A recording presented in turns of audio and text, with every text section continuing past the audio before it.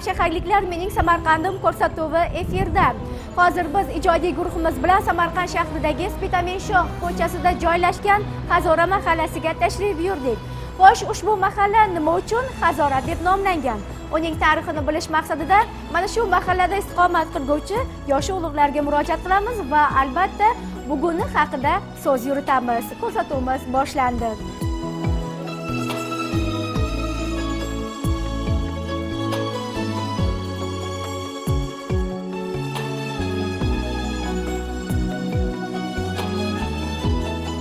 Hazora mahallasi 1973-yilda tashkil topgan bo'lib, u ming yo'l degan ma'noni anglatar ekan. Ming yo'l deganiki, bu yo'limiz Buyuk Ipak Samarqandning Buyuk Ipak yo'li bo'lib turib, bari viloyatlar bilan shu yo'l kesishib, bir-biriga jiplashgan ekan. Bir-biriga boshqarib turar ekan. Hozirgi kunda ham ushbu yo'ldan shofyorlarimiz bemalol boshqa viloyatlarga chiqib keta oladi. Ikkita katta yo'limiz bor. Trassa mahallada. Bu davlat miqyosidagi trassa. Temir yo'l bor, tez yurar poyezd. Ular qariyb 2 kilometr, 3 kilometr territoriya bizlarga qaraydi. Ushbu mahalla 1990-yildan boshlab rivojlanib ketgan. Sababi uning fuqarolari ayni shu yildan boshlab hunarmandchilik bilan shug'ullanishni boshlagan.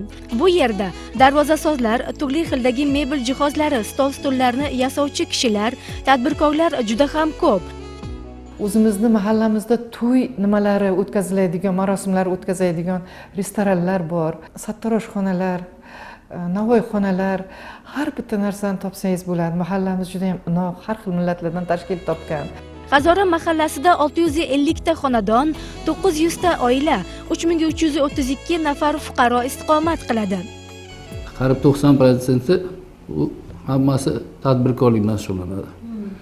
Ish bilan ta'minlangan. Boshqa yerdan kelgan ishlar ham bor, ish bilan ta'minlangan, kelib ishlab ketishadi.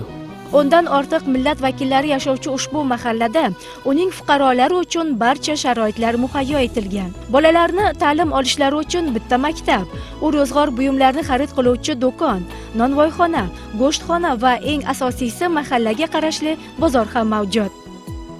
Ko'rsatuvni tasvirga tushirar ekanmiz, mahallaning fuqarolari, iqtidorli yoshlari bilan birin-ketin tanishar ekanmiz. Mahalladagi nonvoyxonalarning biridan chiqayotgan xushbo'y hid bizni uning ichkarisi tomon yetakladi. Ko'rib turganingizdek, biz nonvoylarni xonasiga tashrif buyurdik. Assalomu alaykum deymiz.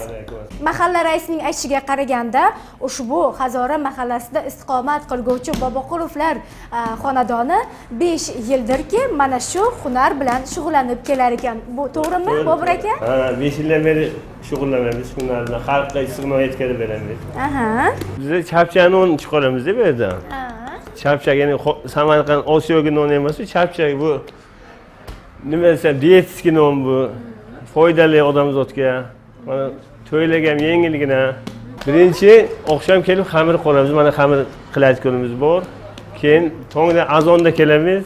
Azonda kelib zuvola olamiz. Mana tagiga zuvola olingan mana. Hammasi zuvola. Necha gram bo'ladi bitta zuvola? Bitta zuvolamiz bu 370 gramlik. Mayda. Buni albatta sizlar tarozida o'lchab. Tarozimiz bor, ha, taroziga o'lchalab, hammasini hisob kitobini olib, berib nima qilib keyin rostlaymiz. Rostlaganimizdan keyin mana tandirimiz bor, tayyor. Yopib chiqaraveramiz uni. Ha, yana bitta jarayonni yodingizdan ko'tardingiz, maxsus mana shunday non tari yordamida naqsh berasiz. Bu ha, taroq deyiladi. Tushona taroq deydi. Bu nima beradi? Naqsh beradi nonga. Naqsh beradi. Kunjutni ham? Kunjut sepamiz, ha, kunjut. Обязательно kunjut ham sepiladi. Aha. Mana shu kunjut sepgandan keyin bu kunjut nonga o'zgacha ta'm beradi. Ta'm beradi. Ha, o'zgacha ta'm berib bir nonni xushroq qilib ko'rsatadi, chiroyli qilib ko'rsatadi. Ha, ta'mi ham boshqacha bo'ladi. Oilaviy, bolalarim, ikkita o'g'lim, ayolim. Birgalikda oilaviy shug'ullanamiz. Sal qiyinroq. Mayli, mana sinab ko'ring. Dastavval qo'limizni ozgina moylaysiz. Moylaysiz. Maxsus moy idishi bor. Bu xamir qo'limizga yopishmasligi uchun. Keyin asta-sekinlik bilan ochamiz. Ochib bo'ladi.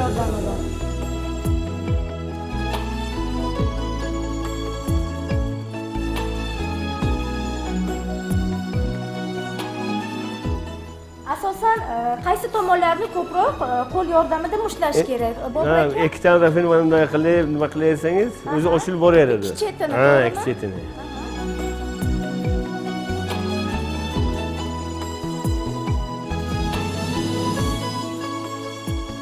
Mana tayyor bo'ldi. Tayyor bo'lgandan keyin mana ikkita panjangiz bilan bunday qilib o'ziga o'rtasidan naqsh berasiz. Keyin, ha.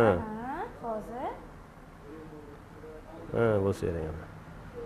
Mana bo'lar ekan. Bobur aka sizdan ajoyib ustoz chiqar ekan. Albatta. Garchi to'g'ri bajarayotgan bo'lsangiz, siz urushmayapsiz. Ha. Yaxshi deb meni maqtovga loyiq ko'rdingiz. Albatta rahmat deyman. Undan keyin tarovni urib chiqasiz mana bunday qilib.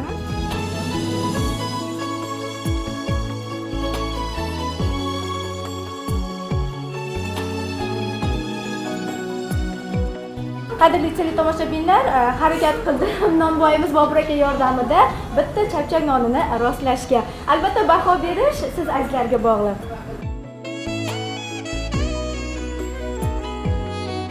Ko'p millatli bo'lgan ushbu mahallada bugungi kunda anchagina ishlar qilingan.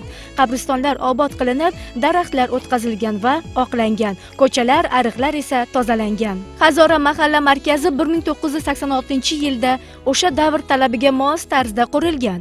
2016-yil esa mahalla raisi boshchiligida uning tadbirkorlari yordamida zamon talabiga mos qilinib, qayta qurilib ta'mirlangan.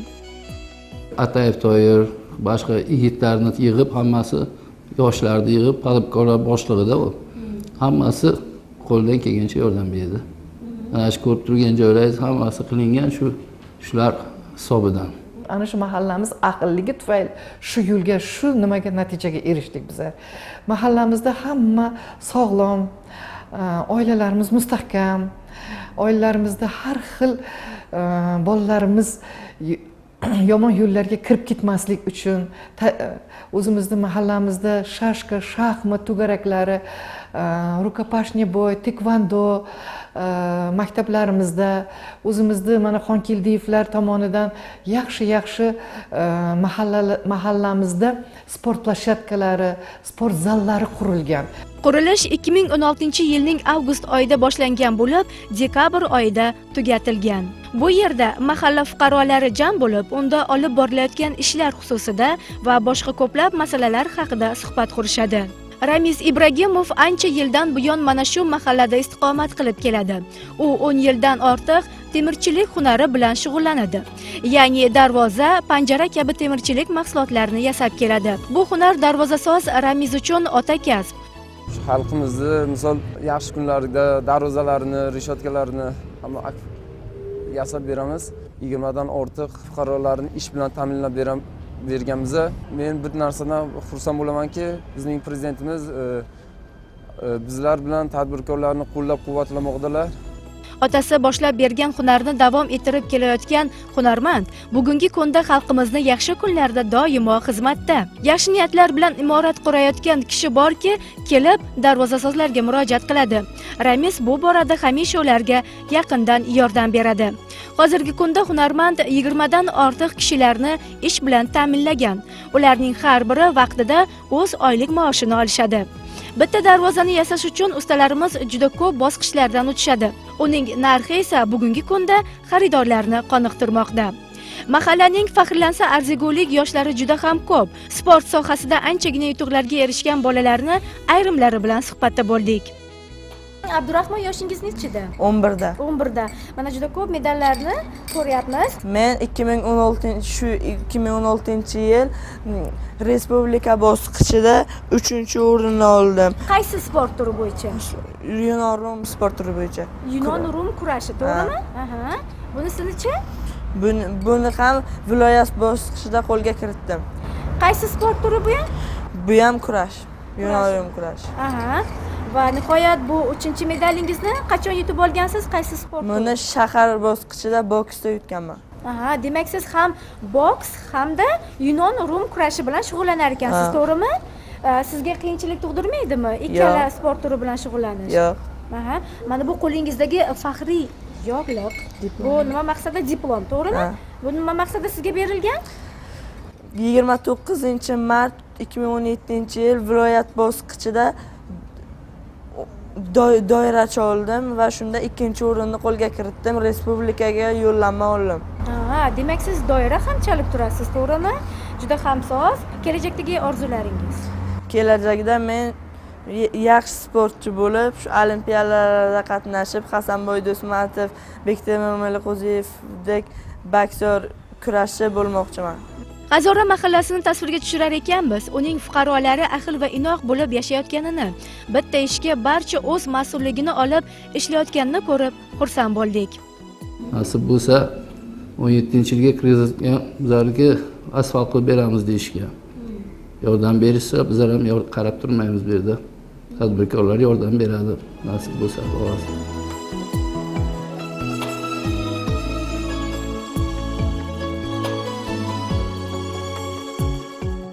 Mana ko'rsatuv orqali mahalla tarixi, shu bilan bir qatorda uning iqtidorli yoshlari va albatta hunarmandlari, fuqarolari haqida ma'lumotga ega bo'ldik.